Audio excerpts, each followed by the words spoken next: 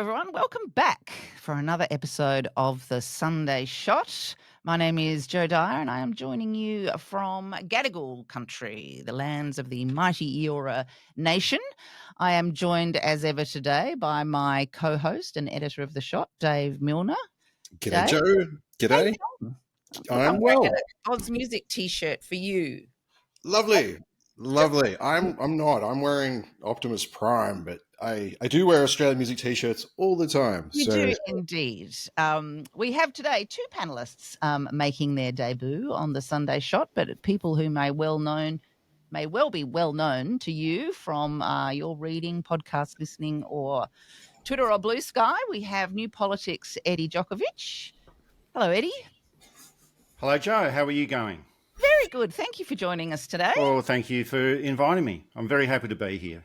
And we have Dr. Demography herself, Dr. Liz Allen, joining us. Hello. Dr. Demography. That's awesome. I feel like it needs a cape, right? I do need a cape. You do, something like that. Look, it's great to have you both, and it's great to be back here to discuss the news of the week.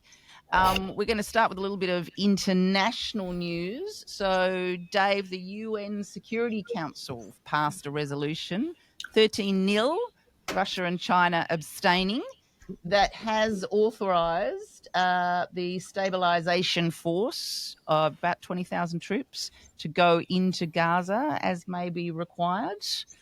Yeah, stabilization force, peace plan. I think all of these phrases should be in real quote marks. Whoa, what's that? The beauty of this platform. Yeah, it's, as you say, Joe, 13, 2 abstentions, the West traditional villains, Russia and China. And what is happening is that Gaza is basically being bisected into 2 sections, a green zone that the Americans and the Israelis will move in. They will redevelop, occupy. I mean, it's a strange phrase because they're occupying all of it. And the remains of 1 million and something Palestinians that are still alive in the enclave will move into the other section of Gaza, penned in along the coastline. Now, the really, I think, important thing about all of this is that the segmentation of the Israeli-American side includes Rafah and the Rafah crossing, which means that there is no exit to the outside world that doesn't involve either going through Israel or swimming to sea and getting shot by the IDF. So to call this a peace plan, I think, is fundamentally absurd. No one's going to be surprised by my take on this. I think it's still the 1700s, and this is a plan for white Western colonization, and it doesn't do anything whatsoever for the safety of the Palestinian people. I mean, there was included at the relatively last minute, as I understand it, some words around a pathway to Palestinian self-determination and the statehood, which were very mild, but certainly exercised Netanyahu and his security minister. His security minister, Ben-Gvir, called for the assassination of Palestinian Authority officials if the UN backs Palestinian statehood. So, Eddy, it's still an awful situation for the Palestinian people in Gaza, and this kind of oversight from this transitional authority isn't really a harbinger of good times. Oh, no, not at all. But as David referred to before, this is a colonialist plan. It's an imperial plan as well, and that's pretty much all it is. And there's been a lot of trickery around all of this idea of the international stabilisation force, the board of peace. You know, setting up this stabilisation plan that hasn't actually included the discussions of the people of Gaza. Well, that's a big problem. That's the first big problem, and they've done a little bit of chatting with the Palestinian Authority, and you know, it's almost like they thought, well, who can we chat with who's got Palestine in their name? Oh, Palestine Authority, that will do. And that they're not a credible organisation anyway. It's certainly not in Gaza, and they haven't got much credibility in the West Bank either. So the US must have thought, well, they've got Palestine in their name, so let's negotiate with them, or it's not even a negotiation, it's a little bit of a talk that they had on the sidelines pretty much. And all of this, it's like, I've had a good look at it, and a lot of this is contradictory. There's so many different contradictory parts to it. A lot of it is smoke and mirrors, and anything that has got Donald Trump heading the Board of Peace. Donald Trump, Board of Peace. Where's Orwell when you need him? But that's going to be a bit of a joke, and it's probably going to create a pathway for all of these corrupt people associated with Donald Trump as well. Pretty much feasting over the remains of Gaza, and to make lots of money as well. And Israel would be very happy with all of this because they'll probably end up getting everything that they want. And Joe, I think you mentioned that there's some words about Palestinian statehood in that document, but these are all just words. So is there a pathway for Palestinian statehood? Well, the words are there, but is it likely to happen? Probably not. I'm not so optimistic about it. No, it feels very, as you said, smoke and mirrors and performative. And this is the body that's debated this whole do acknowledge the statehood of Palestine. At the same time, they're portioning it part and parcel off to a American real estate baron, essentially, that is using mafia-like tactics to open up new markets. I mean, worse than mafia-like tactics. Oh, you're not talking about Jared Kushner, are you? Well, I am, in fact, referring to Jared Kushner and a bunch of depraved other individuals. I mean, the interesting thing when you look through Francesca Albanese's reports is just how complicit American capitalism, like all of it in this entire project. McDonald's has, partnerships with the IDFs where they give them all free cheeseburger so that the cheap calories can fuel their cheap kills. It is depraved. And yeah, this is the UN. It's like sealing the deal on the betrayal of the Palestinian people. It's not stopping anytime soon. And an interesting thing that happened during the same week that might be illuminating for people is the General Assembly voted on Russia's annual "Let's not glorify Nazism, let's condemn Nazis" bill that they push annually.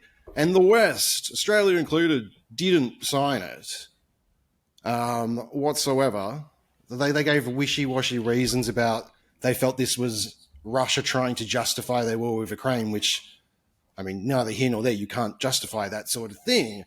But it's not really about that. I think it's probably about the supremacist tendencies in the West that would come under the umbrella of some of this stuff. Anyway. I'm not really familiar with that particular, what is it? It's some sort of resolution that the Russians put up. It's to condemn the glorification of Nazism, neo-Nazism. I'll read you the quote if I can find it. Hang on. We can get Jeremy to snip this up if it takes too long. Okay, the bill, Russia's motion, quote, combating glorification of Nazism, neo-Nazism, and other practices that contribute to fueling contemporary forms of racism, racial discrimination, xenophobia, and related intolerance. Supported by 114 countries, opposed by the West. Oh. Does perhaps seem a little bit disingenuous for Russia to be putting up things that's saying, let's not get into racism and, peace and love and harmony as they trudge through and over the bodies of the Ukrainian people, though. Yeah, I mean, unequivocally, that's a brutal contradiction that doesn't make any sense whatsoever, nor does a power bloc that sent tens of millions of our sons to fight fascism to not now just want to condemn it officially, constantly. Yeah. Bit closer to home, Liz, this week we saw a change of leadership in two state-based oppositions. Our most popular states, both in Victoria and New South Wales, have said, okay, the time is right to have new leadership, and in both cases, it's young female leadership. Kelly Sloan in New South Wales and Jess Wilson in Victoria. So that does feel like the Liberal Party have thought, bloody hell, we better get a bit more serious if we want to be credible alternative governments with elections looming in both states in the not too distant future, New South Wales before Victoria, obviously.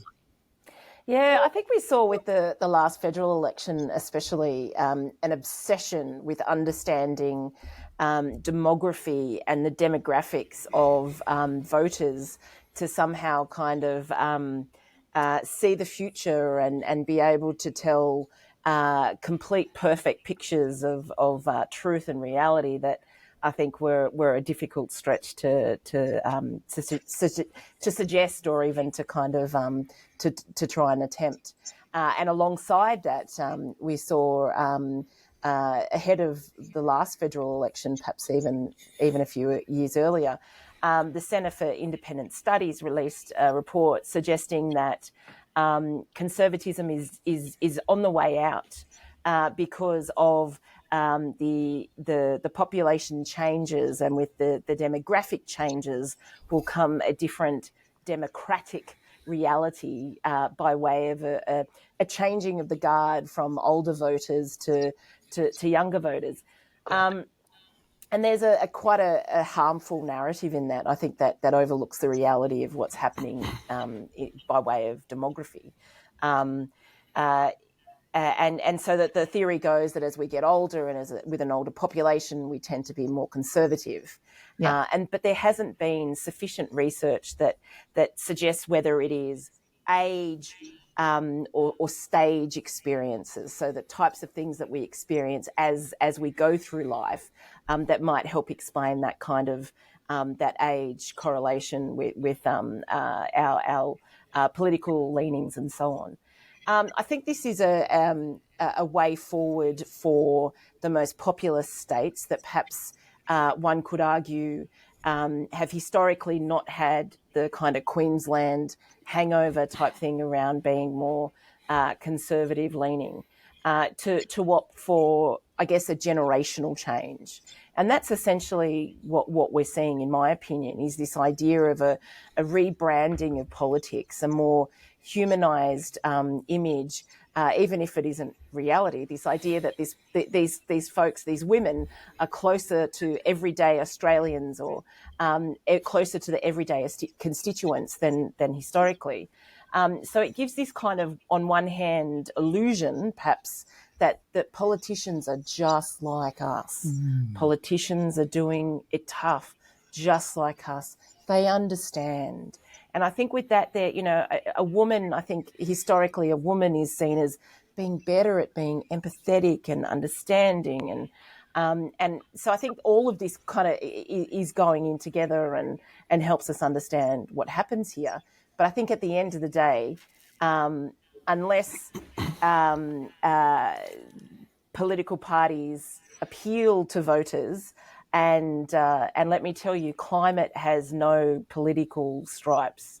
It's very clear that climate science here is leading the way, and whatever side of politics, whatever in-between spectrum you are, climate science does not have a political leaning. And so certainly political parties are going to have to move with the times and adjust to not just the social change and the scientific evidence, but also the realities that your electorate is not guaranteed. I don't pay anywhere near enough attention to New South Wales politics unless I'm locked inside and the Premier is shitting on me. So I don't know how... Are they as much of an electoral basket case as the Victorian Liberal Party? No, they're not as much of a basket case, but they were not competitive under Mark Speakman's leadership, and that's what brought about this change. Kelly Sloan, like Jess Wilson, they're both loosely aligned with the moderates, although Kelly is non-factional officially.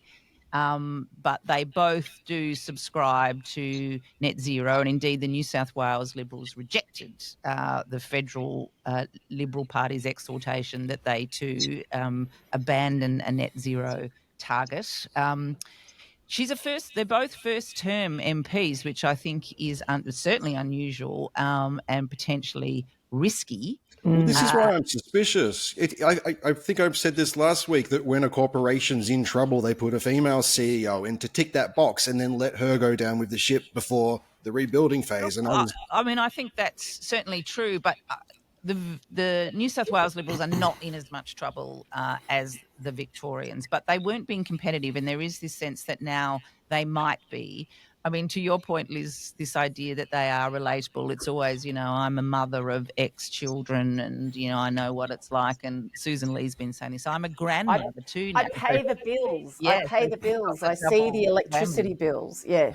But they are both steeped very much in the Liberal Party and have very strong Liberal connections. Kelly Sloan's husband worked for Howard. Jess Wilson is the daughter of a former state MP. She herself was an advisor to Frydenberg. But it is a different face to the Liberal Party, Eddie. Well, it is, but a leadership change, well, it will always make a difference. It's just a question of whether it's a good difference or a bad difference. And both of these people have only been in for a short period of time. I don't know much about Jess Wilson. I'm not in Victoria, but David, you'd have a better idea of what's going on down there. But I do know that the Liberals have got an uphill battle. They've still got an uphill battle in Victoria at the next election. But New South Wales, Liberals have probably got a better chance there because the Labor government here is they're in a minority position. I don't think Chris Minns is actually performing that well as the Premier. He seems to be wanting to set up a New South Wales police state.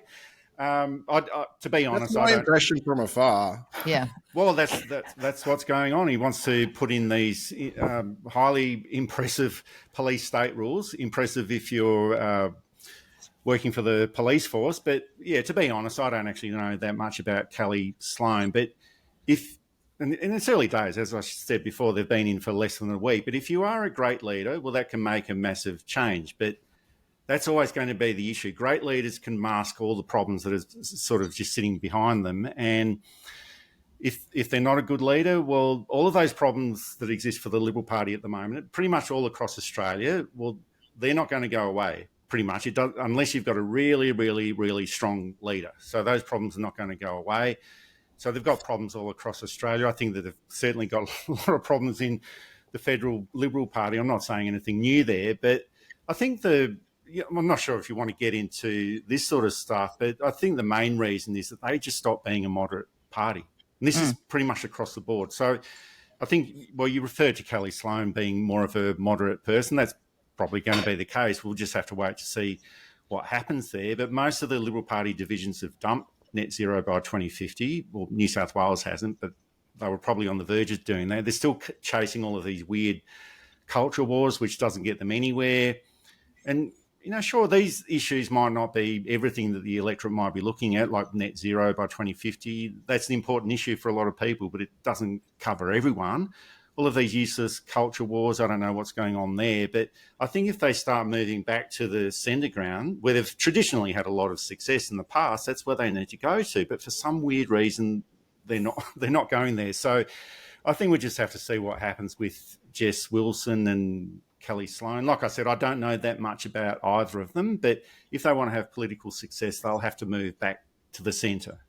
I mean, they are both occupying state seats in Kew and Vaucluse that sit within Teal seats. So that's emblematic right there. The Liberal parties can see what type of leader they need to have, but they don't then back that up with the type of policies that they need to have. So, yeah, as you say, we'll wait and see and not judge them precipitously. The other news of the week was that finally Albanese and Bowen have accepted that they cannot hold COP while they have here in Australia, in Adelaide, my home city, whilst they have Turkey just absolutely refusing to let go.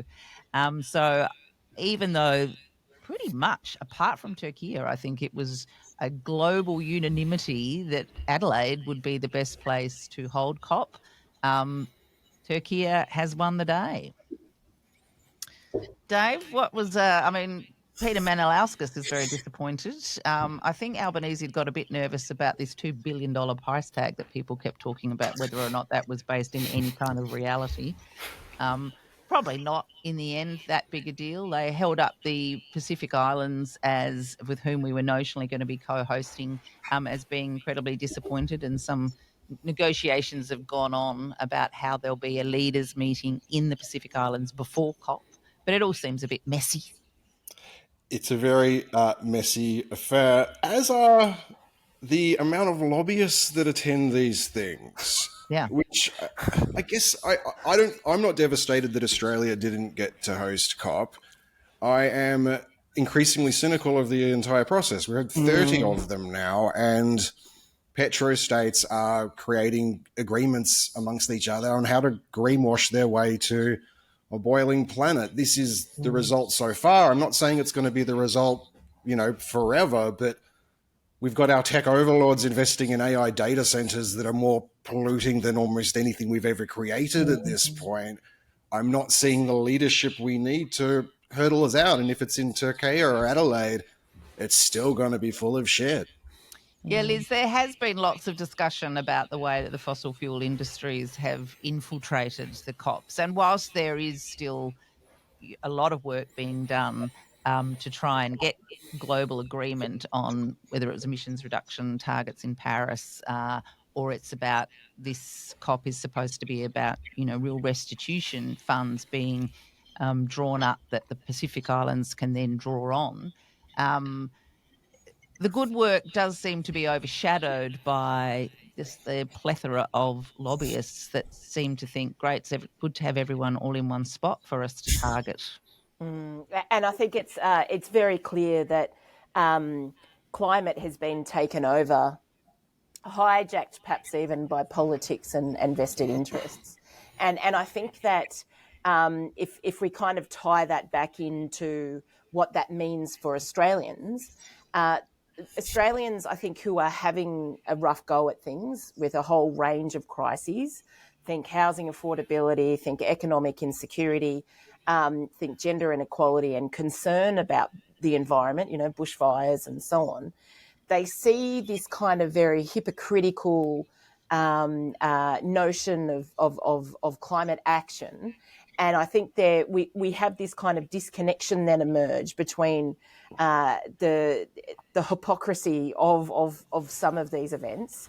I'm not saying all of them, but it feels like the Davos of trying to fix stuff, right? It's this kind of elitist talk fest that is hijacked by fancy folk that have no connection to reality. And so what I think many Australians, particularly many Australians that feel left behind, and there is a growing tsunami, I would say, of particularly folk on lower incomes feeling left behind. And so it taps into that kind of and fuels that, well, we can't have climate action because it involves these elite fancy folk with a whole lot of money, and look at all the oil they're controlling. I think it then filters down into local politics, into national politics, and then it kind of provides the opportunity for the likes of the National Liberal Party to say, we're not going to buy into that. So it lays the foundation for this perfect line of political rhetoric that is so appealing to people who day in, day out are struggling with the reality of financial and economic survival, to then feel and be told that by investing in climate action, we're taking away from. So we have to move away from that really false narrative. It's not taking away from, it's ensuring, it's providing, and it's strategizing. And I am not at all in favor of these Davos-like talk fests at all, because of the way that they're being hijacked and because of the way that they have the potential to be misused by folks right the way across the political spectrum, for all manner of things that is not actually helping us get the job done, and that is redressing climate boiling. I mean, it's kind of extraordinary that we are back having debates with the coalition at a national level, which is not that far away from your roast dinner is going to cost you $100. It's now they're very much focused on the impact on energy bills exclusively, but it is absolutely saying if you take action on climate, then it is going to cost you more, and it becomes a cost of living debate rather than an environmental or indeed a survival debate. Does anyone feel like we've been What's having more visceral? What's more visceral? It is the everyday, and I think that is going to be quite effective. So we might go to the interview now. Sean Kelly on his quarterly essay, The Good Fight, What Does Labor Stand For? We're going to show you an excerpt of a longer conversation that will be up on our YouTube channel for you to watch if you're interested. Sean and I talked about Keating's perennial definition of leadership being courage and imagination. And we reminded ourselves of Albanese's self-reported favourite pastime, which is, of course, in his own words, fighting Tories. When I'm writing something, when I set out to write something, where it normally starts, or whether the real writing of it normally starts, is with a question. And so this question for me was, what does the government believe? And when you finally figure out what that question is, you find little bits of the answer start scurrying towards you. And one of it was Anthony Albanese's rhetoric. And that there are two things that stood out to me. One is the thing he started saying just before the election campaign about the Australian way.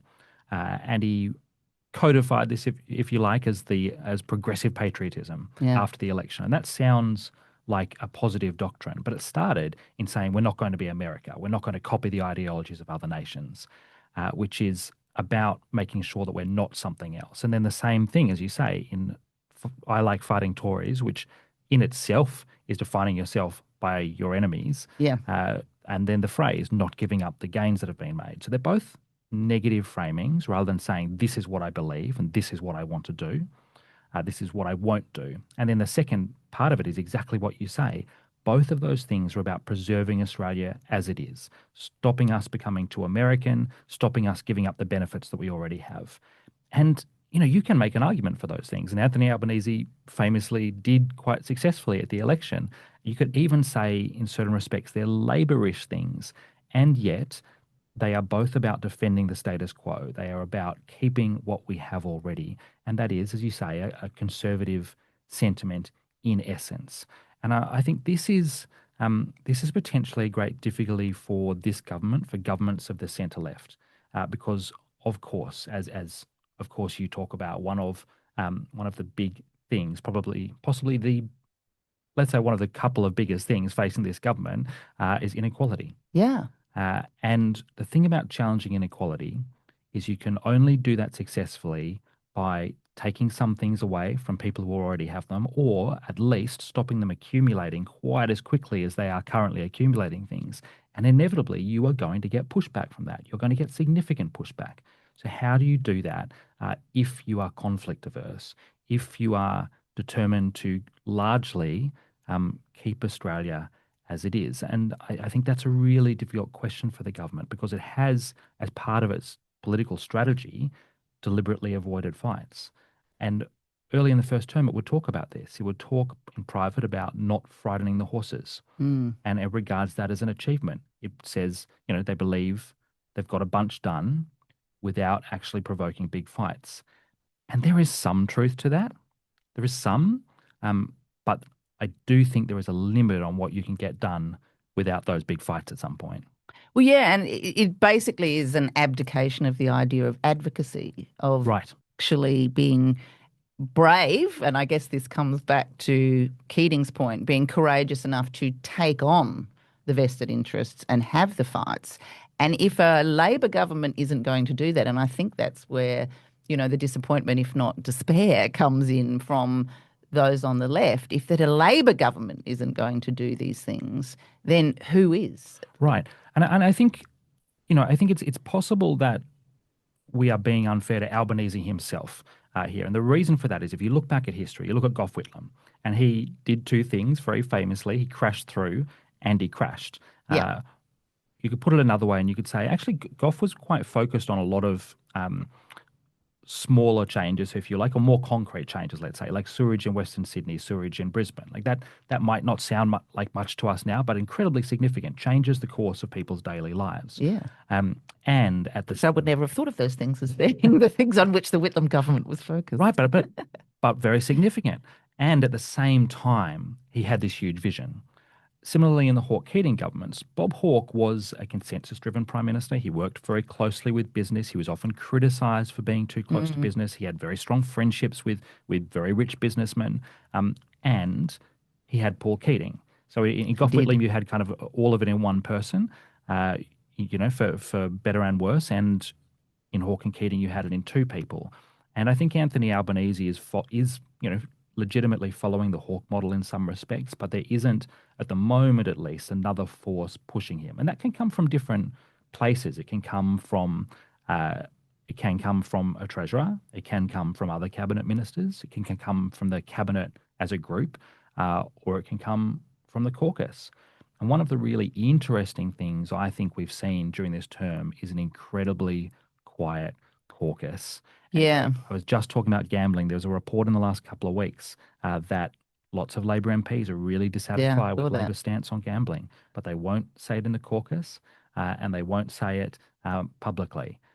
But that is extraordinary. We had Doug Cameron on the show a while ago, and he was really dismayed at the lack of some feisty pushback in caucus, because if it's not happening there, then, Albanese made that great speech, and it was a great speech when he, at the opening of the 27th Parliament, in his first term as Prime Minister, and he said, we're only here for a short time. You'll be sitting on that porch and you'll be looking back on it with pride or regret. There's no middle way. So make sure it's pride. And I'm not sure when he's sitting on the porch at Copacabana in years to come that he won't have twinges of regret.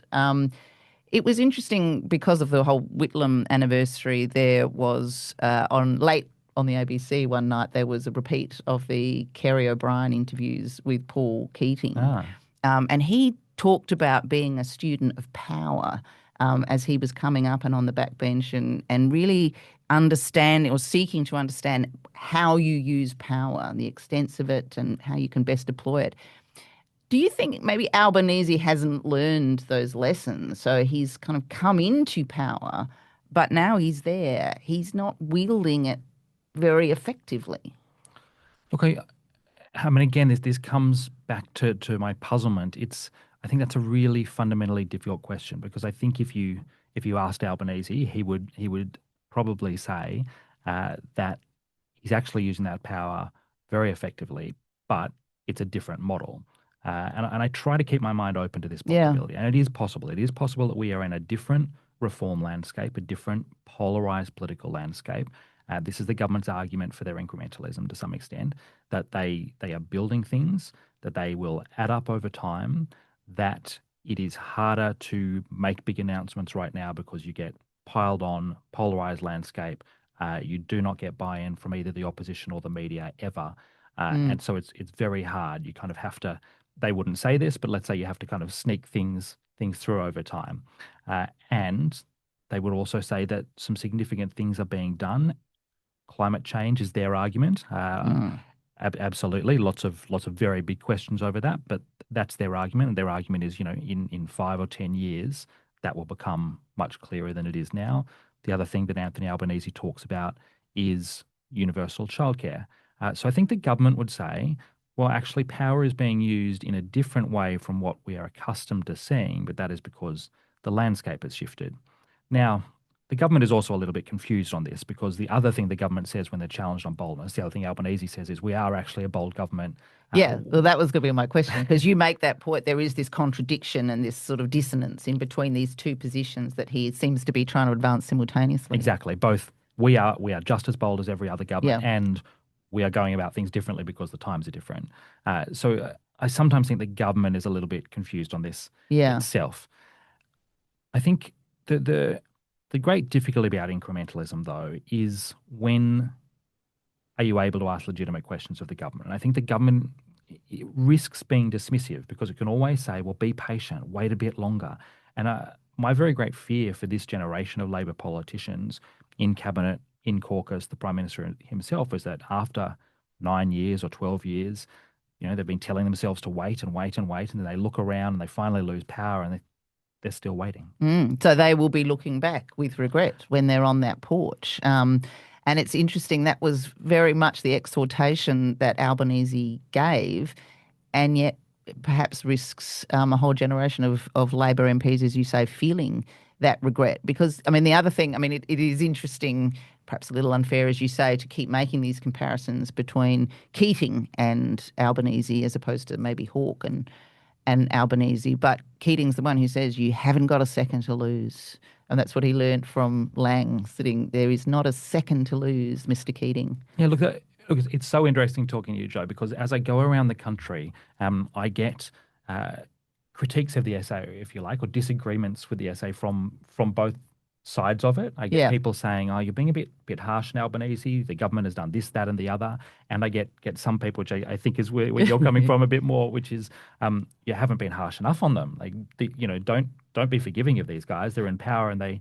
Oh, I'm not trying to be harsh on you, actually, because I think. Oh, no, I don't mean that. No, I know, but I think it's such an interesting perspective, and because what you're doing, which is sort of different from other commentators, is that you're trying to understand what's going on internally, as opposed to just, taking pot shots. No, I don't take any of this critiques to heart. I think it's a great discussion, and I think it's really interesting, because I think one of the things I try to keep in mind about this government is that in its first term, it was the second year where it did the harder stuff, and it arguably wasn't lots of hard stuff, but one of them was pretty time consuming, which was the voice referendum. And, you can have criticisms of how the government conducted itself, but in the end, I personally think it was quite a courageous thing to do. Yeah, absolutely. I agree with that. And then the second thing is breaking the promise on the stage 3 tax cuts. Yeah. Now, they happened in the second year. That gave the Prime Minister a chance to recover if both of them happen to go pear-shaped. Prime Ministers get into habits. I would not be surprised if the same thing happened during the second term. So I'm very interested as we head into the second year of the second term, which will pretty much be in after the summer holidays, whether the government does a similar thing. And I think at the end of that year, so about a year and a bit from now, we'll be in a much better position to know exactly how forgiving to be of this government, to know whether their various actions are adding up to much. Speaking of the voice, you write about sort of like the graveyard of lost futures that Labor confronts often, that when it's tried something and it's failed, instead of, celebrating the glorious failure, if you like, as has happened in the past, it sort of quietly discards them and moves on, and then never really wants to contest them again. So since the failure of the referendum, Indigenous affairs has really not featured at all in the government's commentary or thinking from the look of it, despite things, getting worse on the ground for First Nations people. But the tax reform of capital gains, of negative gearing, trying to tackle school funding, because these things have failed in the past, they are now not to be touched. They're locked away. They're in that graveyard. But again, as you say, if you keep discarding things one by one, you're eventually left with only what is here now. Exactly. And we saw this, I think, with the superannuation tax back down recently. Probably the government could have done it, and they decided not to. And arguably, and this is an argument that was obviously being made, arguably the tax wasn't the best possible form of winding back superannuation tax breaks. So fair enough. But that's the position you find yourself in once you've ruled out everything else, right? You're only left with kind of these not particularly great policy options. So what do you do? Because the truth is there are lots of ideas floating around Australian politics. They're there in reviews that have been done before, the Henry Review, the Productivity Summit review, Turning the Dial or whatever it was called. They are there. Labor has backed away from them. What's interesting about that is that I think this comes from a misreading of history to some extent. And there are several misreadings of history going on. I think this is really interesting. One is Julia Gillard obviously suffered with her carbon price. Yeah. But we forget that she had Kevin Rudd behind her. She had a wall of misogyny in front of her. She was leading a minority government. It was very difficult. Uh, we have Bill Shorten with negative gearing and capital gains, and the coalition had 6 years to slowly tear down Bill Shorten, and he was in opposition. It is very hard to make the case from opposition. And so I think Labor is not facing those difficulties, and it has lots of advantages. It has a prime minister with decades of experience in the parliament. It has an incredibly experienced cabinet, Yeah. the majority of which have been in a ministry before. It faces a depleted opposition. It has a large parliamentary majority. It's not uh, immortal. There is its support, as Wayne Swan says, is wide but shallow. Its Yeah. primary vote at the election was still fairly low, but it's in a pretty good situation. So I think more may be possible than these guys have allowed themselves to think. But I think they are desperately scarred from the Rudd Gillard years. When it came to announcing targets for emissions reduction, both Albanese and Bowen were consistently saying, well, we will only do what is achievable. And we can model this and we can see how we can get there. And so this is what we will put to the Australian people, because somehow if we have some sort of stretch promise that we don't achieve, then that reflects back on our integrity. But as you point out, what is achievable for a government is in part determined by what they set out to do. And you can make a promise like Hawke did about no child will live in poverty. You might not achieve it, but your ambition changes because of the task you have set for yourself. And this comes down to the imagination side of things, I guess, of Keating's leadership definition, that by these sort of mealy-mouthed targets that they set for themselves, they are inherently then going to be sort of small achievers. Yeah, there's a real kind of learned powerlessness or declared powerlessness in a lot of the government's rhetoric. They say what can be achieved, and they say, what can be done, and they phrase this in the passive as though they're not the ones doing, as though they're not the ones achieving. And I think you see this sense of powerlessness as well when the government talks about needing bipartisan support to do things. Which is crazy. Which is just often not true. You give your opponents the power of veto. That was Richard Dennis's point as well. Exactly. He makes it really well in his essay on centrism. And I quote him in this essay. It's a great point. And they did it on, I think this is quite egregious. They did it on the religious discrimination bill. They have still not passed laws to protect gay kids, gay students, LGBTQI plus. I always mangle that slightly. From being expelled, from being kicked out of schools. And that is because they said we want bipartisan support on this because we don't want a debate which will damage social cohesion. Now, of course, you can have a discussion around that, but the pattern is there. And in the end, they're in government. Yeah. And it comes back to that regret question. You leave politics, and at the end you think, well, I had the power and now I don't have it. There was I think it was the former chief minister of the territory, Shane Stone, I think, a little while ago said, I regret not cracking down on pokies. And it's great when you hear politicians express regrets, I think, because it's very honest. They all have them. Most of the time they want to burnish their legacies and talk about the things that they did. But actually, of course, they have regrets because you have one chance, you have one shot, and then it's done. Yeah. And I mean, Hawke talks about his great regret at not having done the treaty, got that business Yes, that's true. done. That was his big regret. Before the last election, another phrase that Albanese was using a lot was about kindness and sort of kindness in politics. And you ponder whether or not, Albanese, with this sort of new kind of way of doing politics, is an important figure to have at this moment in time when things are so polarised and we see everywhere else real division. But again, it comes back to if you want our society to be kinder, you have the power to create a kinder society where we are looking after our vulnerable in better ways, all those sorts of things. So it's not just sort of setting a tone, it's creating a world. Yeah, and I think this is one of those things where we need to both be careful not to not to underestimate the importance of what Albanese is doing here, and not to overstate it. Yeah. I think it is important that he stands up and he says things like kindness is not weakness. Yeah. And he says kindness is an Australian value and looking after each other is an Australian value. One of the points I make in the essay is that John Howard, over the course of 12 years in power, slowly changed the country partly by reflecting a version of Australians back to ourselves. And if you see that version of yourself reflected back, over time, I think as a nation, you begin to move towards it. So he dragged people in his direction, which, in his case, I think was a kind of self-satisfied, fairly complacent version of Australia.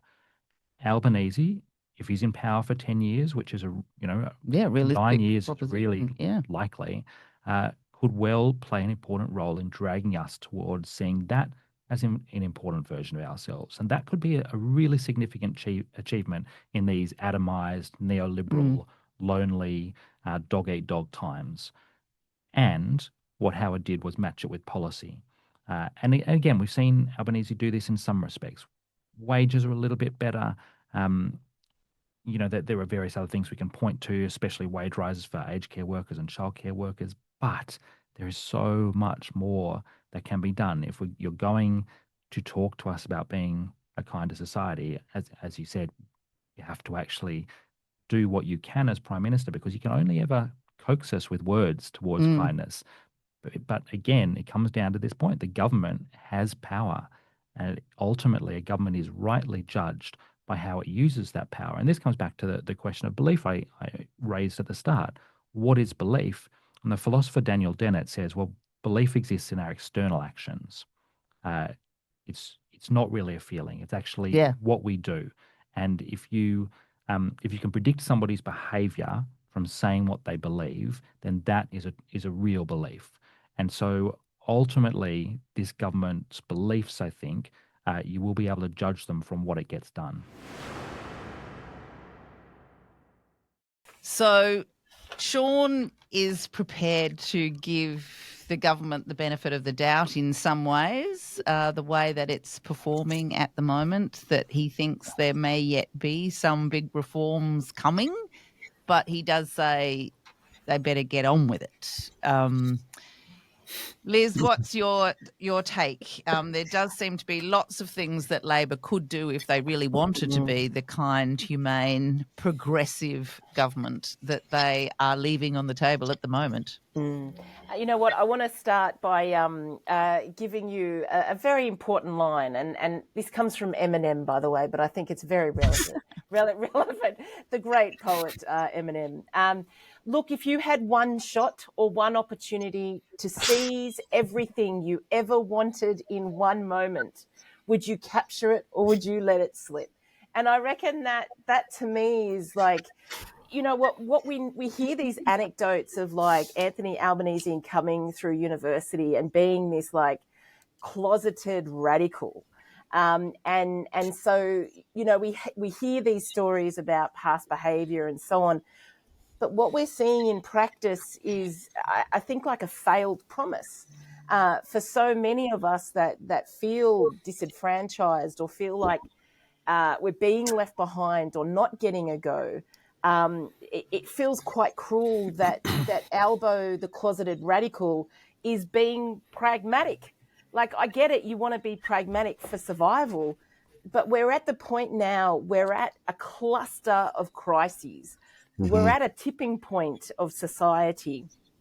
Going back to these issues, housing affordability, economic security, climate change, gender inequality, they're all coming together and undermining the very foundation of that feeling of hope and security of tomorrow.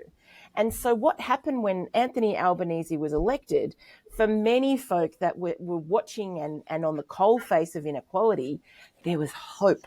There was hope at last. That hope has been brutally dashed, especially on the front of housing. And the narrative at the moment is it hurts. I make no bones about it. I am a forever renter. I will gift that to my children, and that is our lot in life. Not because we don't work hard, we work super hard.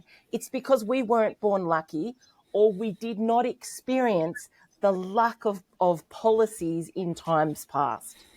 And it frustrates me that we see at the moment the 5% housing deposit, the help to buy scheme is being fueled. The narrative, the media sentiment is being fueled by how can we possibly let first homeowners buy into a home, buy into stability? They might increase house prices.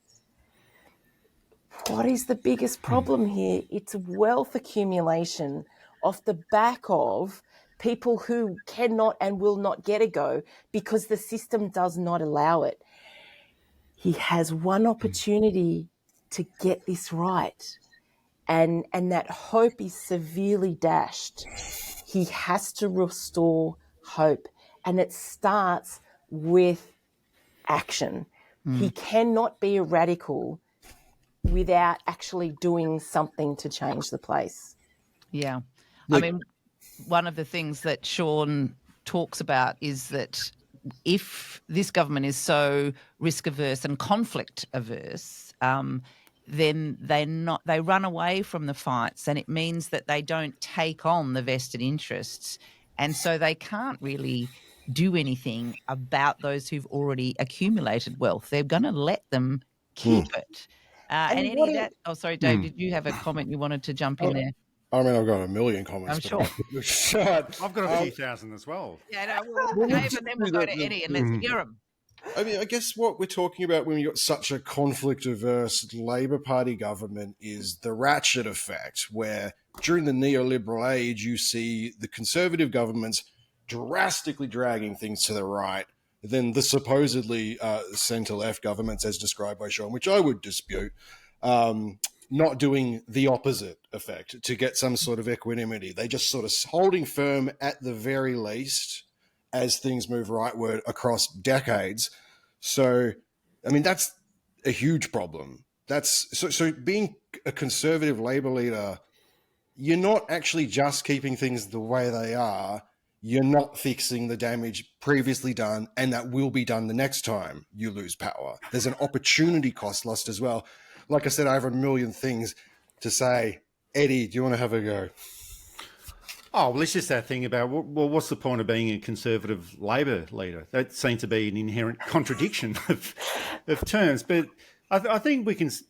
Well, Sean's quarterly essay, it's actually quite a good read, but I think it's that process of we can understand all of the circumstances of why this Labor government is behaving in this particular way. We can be understanding of all of those circumstances, but I think we can still be quite scathing of its behaviour at the same time. We can hold those two positions at the same time. But the other, just listening to Sean's interview before, I think we just have to remember that a political party, in this case we're talking about the Labor Party, and then the caucus, and then the cabinet, then the Prime Minister, well, these are all people. These are all people who bring in their different experiences, their different life. They're all of different ages when they come into, if they're successful to become or be elected as an MP, they've got different backgrounds. Some of them come from different countries, and that will. I don't think I'm saying anything new, but that influences the behaviour of the entire government, and that's why you get it when a government changes, that's why governments behave differently, and it's usually the Prime Minister that leads all of this stuff as well. So Anthony Albanese, well, over the past 3.5 years, we can see him now. He's a very cautious person. There's no question about that. So he's a cautious person. So the government ends up being a cautious government. Just going back in time, Gough Whitlam, well, he was a radical. So his government ends up being a radical government as well. John Howard, stingy character. So his government ends up being a stingy right-wing government because essentially that's who he is. So and it's not just within Australia; it happens all around the world. The government of the day takes on the attributes of the leader, and I guess we can, as I said before, we can be understanding of those circumstances, but still we can be quite scathing about that situation that they're in or their behaviour.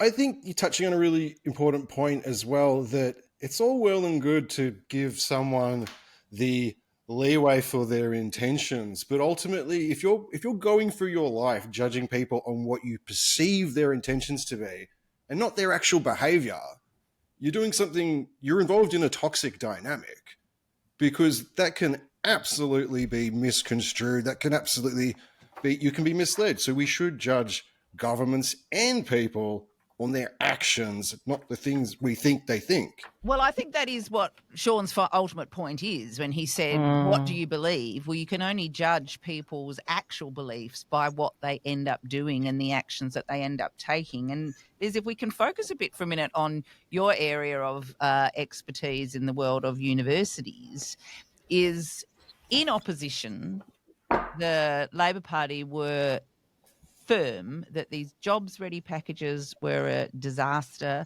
They saw arts degrees now cost over $50,000. It was Howard, when HEX was first introduced, which was my first year at university, you had to pay $1,800 a year, regardless of the degree that you were studying. Then Howard came in and they made it differential fees. So the amount you paid was to do with the salaries that you were projected to earn in the future. So law and business and things like that went up.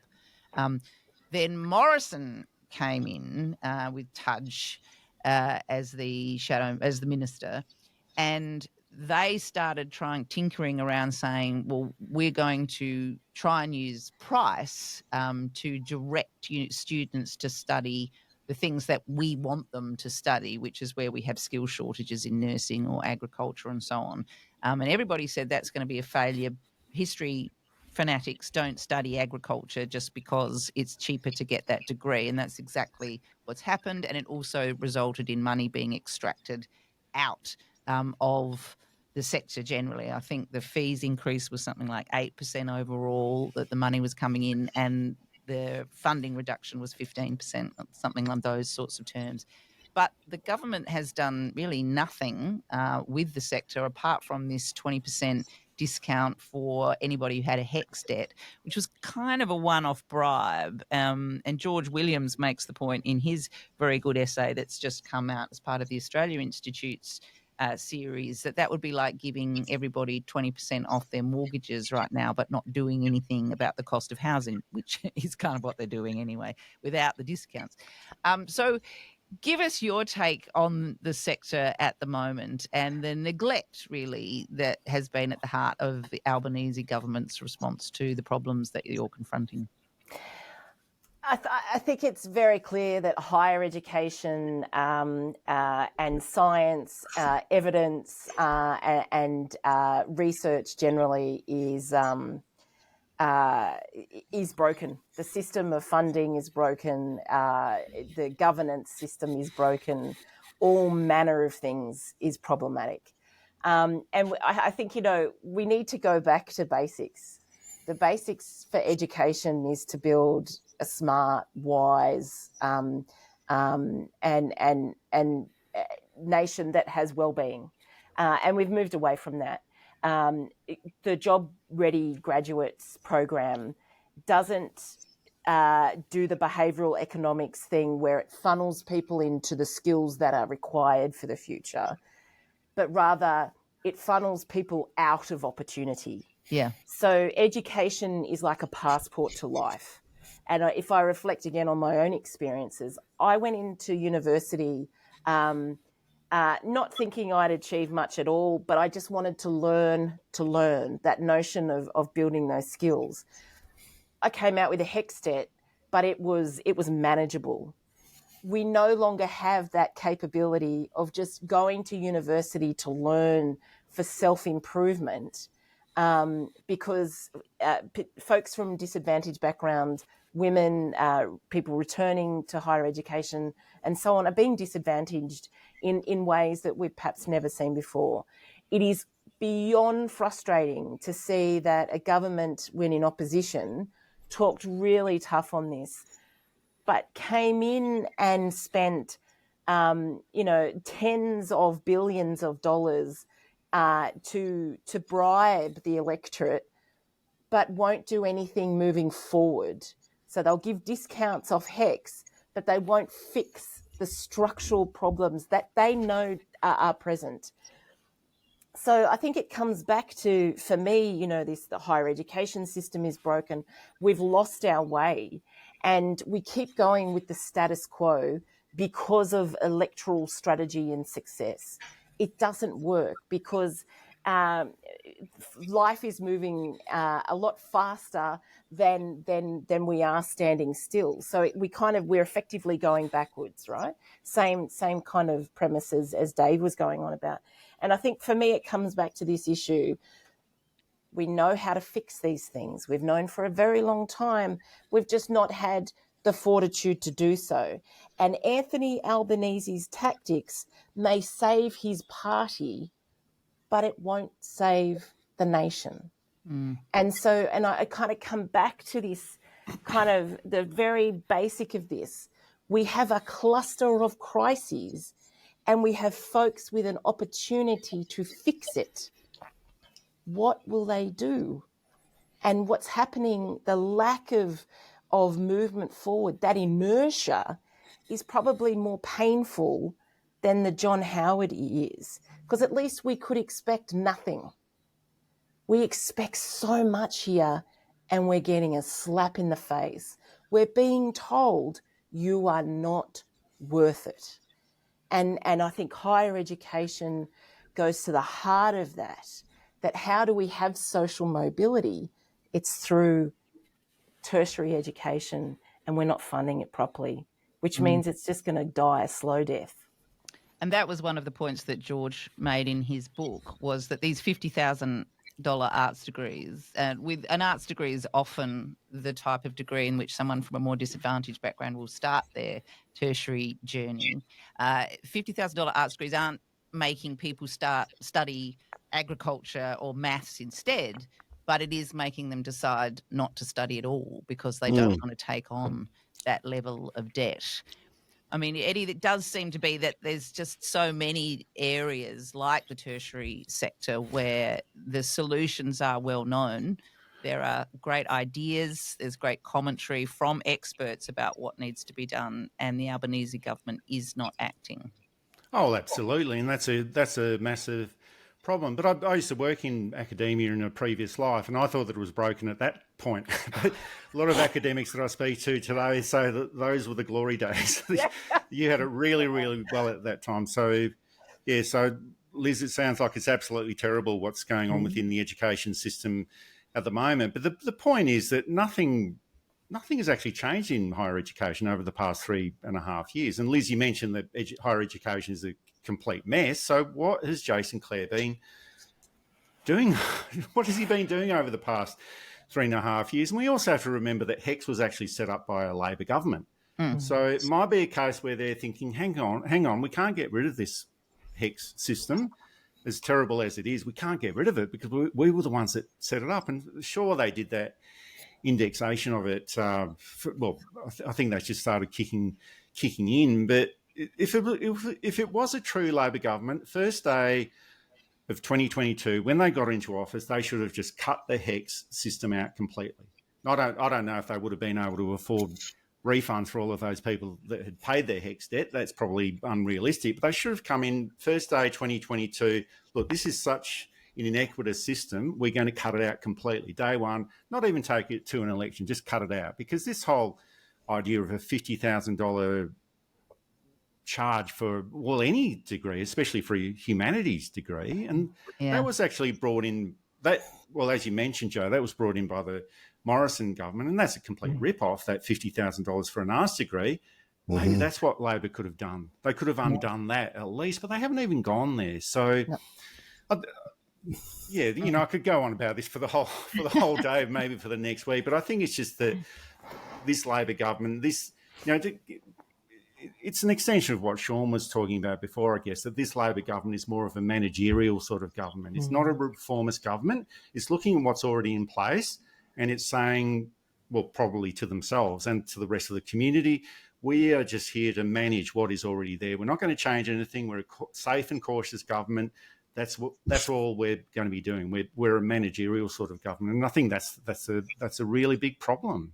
You say nothing's changed, Eddie, but two things have changed. Vice chancellors get paid more now, and you can't write about Palestine. So those two things have changed at universities. Sorry, I will take my words back.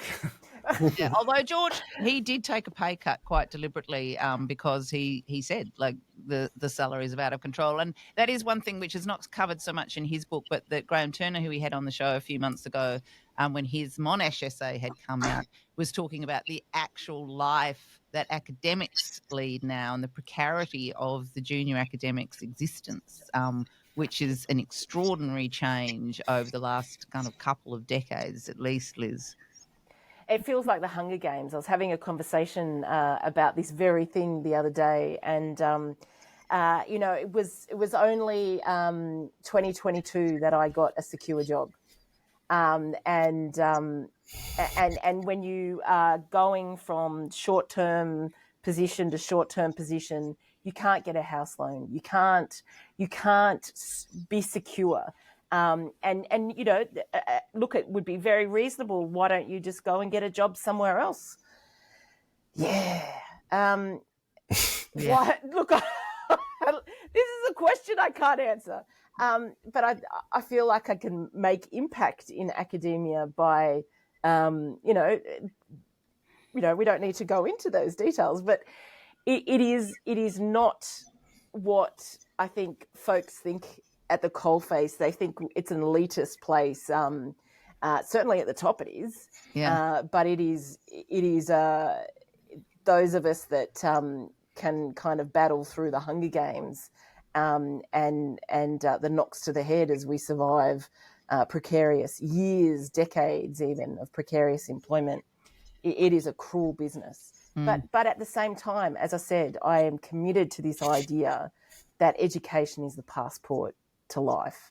And it is that one thing that can be not the cure-all, but part of the fix to aid social mobility.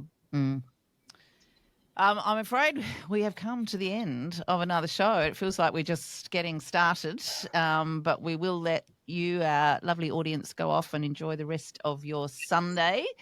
Thank you very much to Eddie and to Liz for coming on. Before we go, as we often do, just asking if anyone has a top tip for the coming week, anything you would like to highlight coming up or that you've noted in the previous week. Liz, you're nodding, so I'm going to go to you first.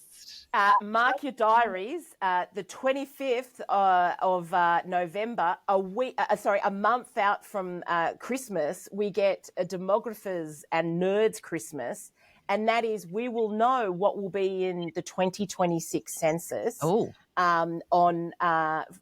the ABS based on their testing and so on. So mark your diaries. That's the 25th. Are there going to be any hints? Is there going to be any new questions that might? Yeah, well, there will be new questions. So for the first time in Australia's history, we will get to be able to be asked and to answer our sexual orientation our gender beyond the binary. There will be other questions, of course. It's probably the most progressive census. It's not without controversy, of course. No, we remember that controversy now. It seemed that so long ago now that I didn't realise this would be the first census in which those questions would be asked. Well, we find out on the 25th what will be asked. What is going to be in there? Oh, exciting. Eddie, any top tip from you? Well, I'm just looking forward to seeing what happens in the Federal Liberal Party next week. It is I think we talked about it before, but it is the final week of Parliament, the killing season, copyright, trademark, whatever you want to add to that. But they might not end up having a new leader next week, the Liberal Party, but it might not make any difference to the Liberal Party until they change who they are. I think there's a couple of people that are interested. So Susan Lee, obviously, she's the incumbent leader. Angus Taylor, he's probably putting up his hand as we speak. And there's also Melissa McIntosh, she's the member for Lindsay in Western Sydney in Penrith, and she said that she'd like to see herself as the Liberal Party leader one day as well. Will she put her hand up next week? Let's see what happens. Yeah, I think they're going to bide their time so that I think it'll be hasty That's my tip for the next election, but he won't be leader anytime soon. Certainly not for the next few months. Dave, any top tip from you? Three real quick ones. I have to redeem myself for not wearing a Australian rock and roll t-shirt. I did see the Legends of Motorsport, the tote last weekend. They haven't played for like 9 years, and they were excellent. 2 drummers and a Moog keyboard. Really good. If you get the chance to see them, do so. The People's Blockade, Rising Tide, is returning to Newcastle this week. November 27 to December 2nd. They are going to block the world's largest coal port.